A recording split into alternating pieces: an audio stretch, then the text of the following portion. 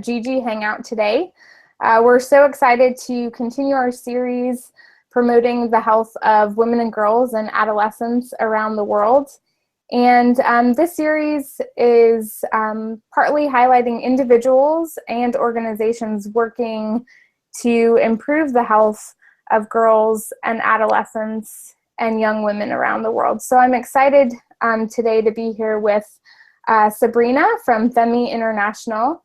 Femme International works to address unique health and safety needs among women and girls around the world.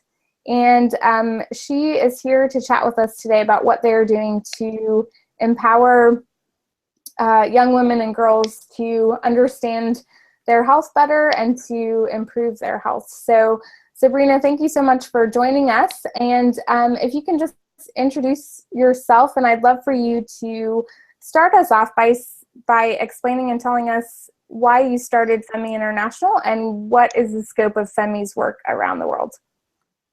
Sure. Well, thanks for having me. I'm really excited to be involved with this today. We started Femme International about 3 years ago when we recognized a gap in international development programming.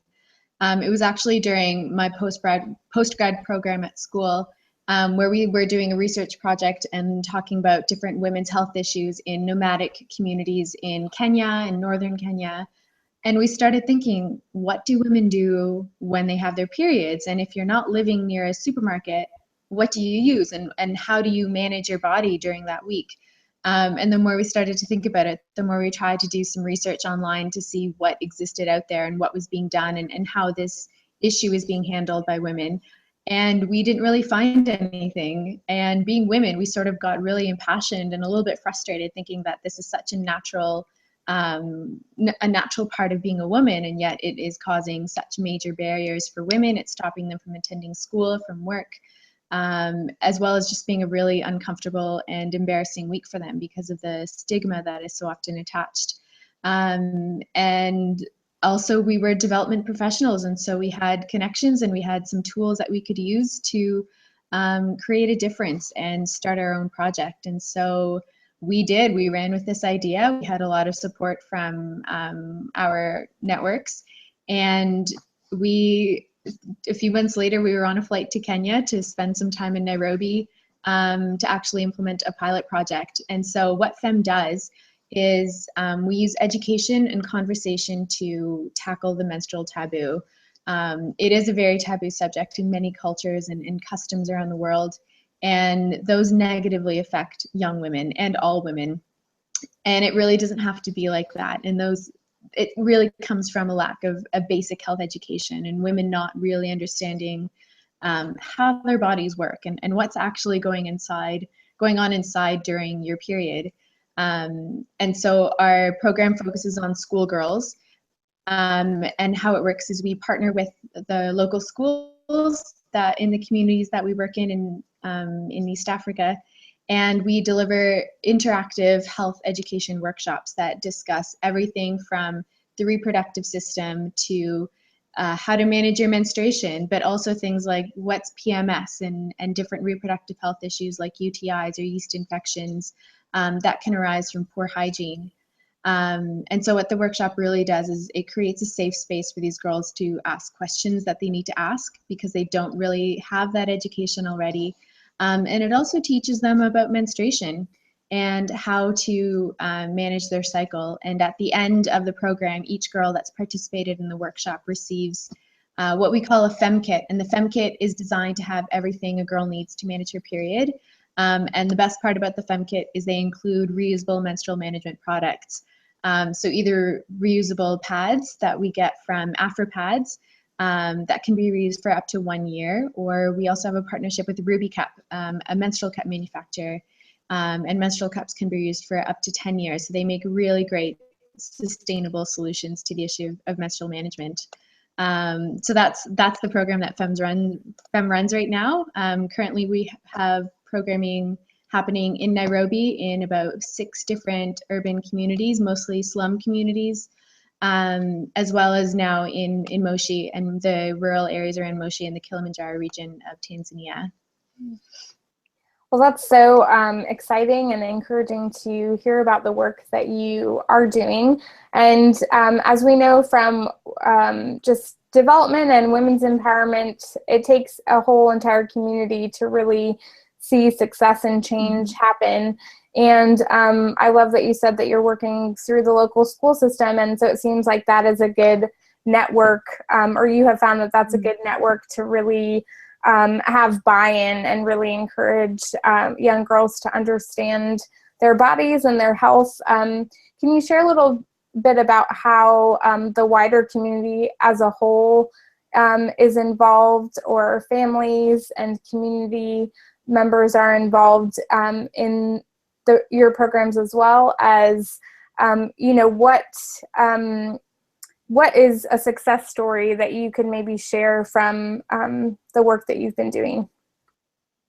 Yeah, sure. So we really think it's very important to include the teachers in the entire process, because the students spend 6 to 8 hours a day with that teacher or within the school system. And so being able to go to the teacher for continued support after the program ends is really important to us.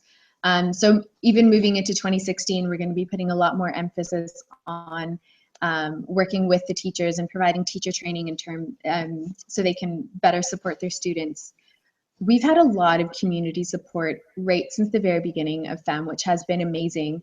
Despite the fact that menstruation is a really taboo subject, the communities recognize that it's an issue, and they recognize that it is affecting our girls in a negative way, and it is affecting their education. And so when we've presented the program to the schools, when we've gone and sort of had our introductory meetings with the staff and the headmasters, they've always been really encouraging. And it's sort of one of those issues that they know they need to address, but they don't have the tools, they don't have the resources, and they don't really care to get that far into an issue that they don't really want to talk about. So when we present this solution, it's sort of like, great, you guys take care of it. We'll be here to help you if you need, but like, go for it. Which is great, because that means that we have their support. The schools are really cooperative with giving us time with the students, and it's been amazing.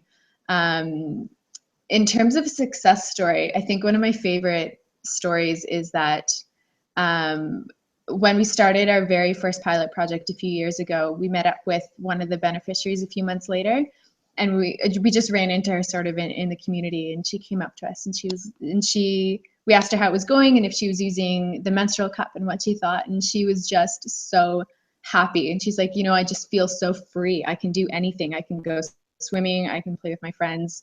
But that feeling of freedom, or her use of that word, really stuck with me.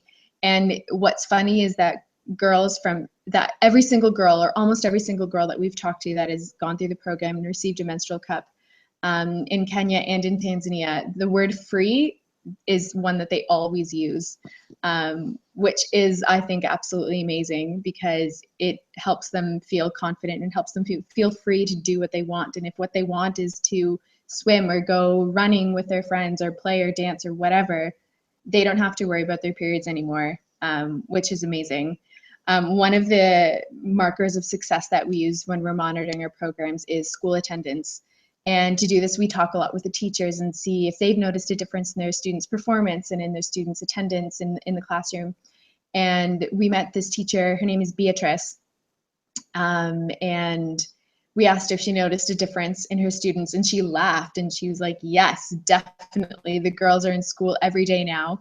And before, the boys would often tease the girls during their period, and she said the boys don't tease the girls anymore, but sometimes the girls will even tease the boys. Which I thought was a really funny story, because it just shows this new confidence that the girls have. And I think that's really powerful, when such a simple intervention can have such effects on a girl's confidence and her overall feelings of feeling free. It's really something. Wow, that's so exciting and encouraging to hear those stories of change. I love that idea of just young girls feeling free to really learn and grow and thrive like they should be able to do. And you are, I know you are involving young men more, and you're starting a new initiative with that. Can you just touch a little bit on what that looks like, and how the importance of engaging young men in this conversation as well? Yeah, absolutely. We started a boys' health education program.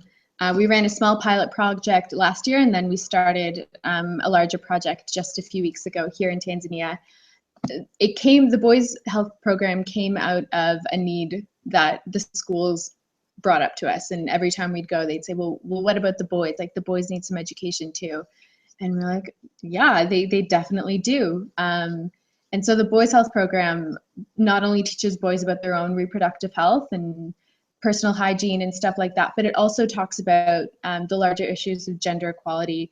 We talk about consent, and then they also learn about a little bit about menstruation, because one of FEM's larger goals is to break down the stigma that surrounds menstruation and affects so many women.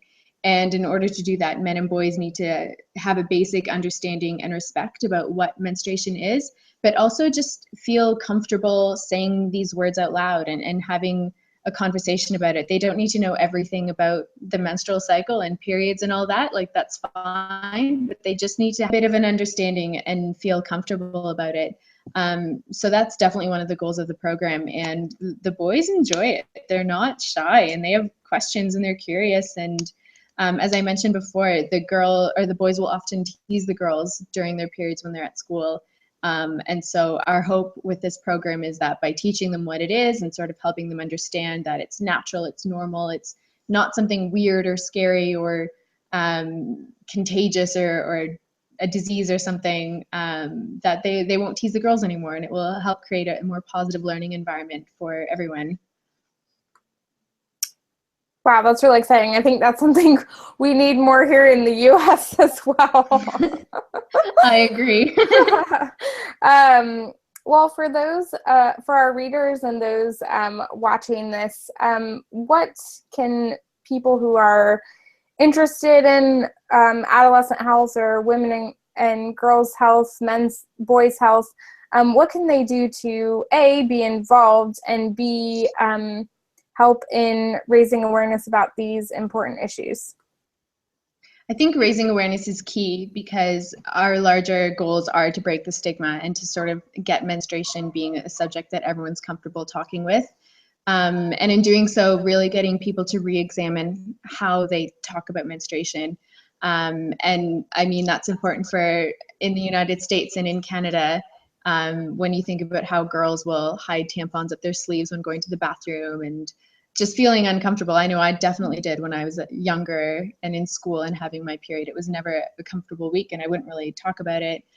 So just feeling more confident in your body as a young girl, I think that will happen if we just start to talk about it and break down this global stigma that exists, because menstruation is one of those issues that is shared by every woman. Every single woman from Canada to India to Tanzania to Norway has the same story and the same experiences. And I think that's really unique, and it needs to be celebrated instead of shamed, I think.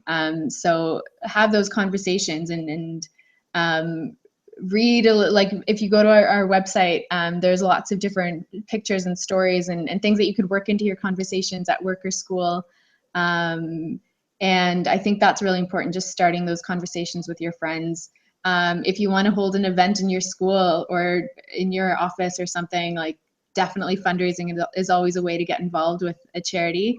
And there's lots out there that do work for menstrual health. Femme is only one of them, but there's like a good community. And you can learn more about that on the Menstrual Hygiene Day website. Just get the conversation started. And I think that will be such a powerful tool for change. Well, thanks, Sabrina. And for those watching this, you can continue to follow what Femme's doing on Twitter at FemmeINT, and also at girlsglobe.org, as Femme often publish inspiring blog posts through our platform to share about the work that they're doing to improve the health of girls and young women and boys around the world. So Sabrina, thanks so much for joining us today for this chat. And we look forward to continuing this conversation as you all work to improve the lives of women and girls around the world. Thank you so much for having me today. Thank you.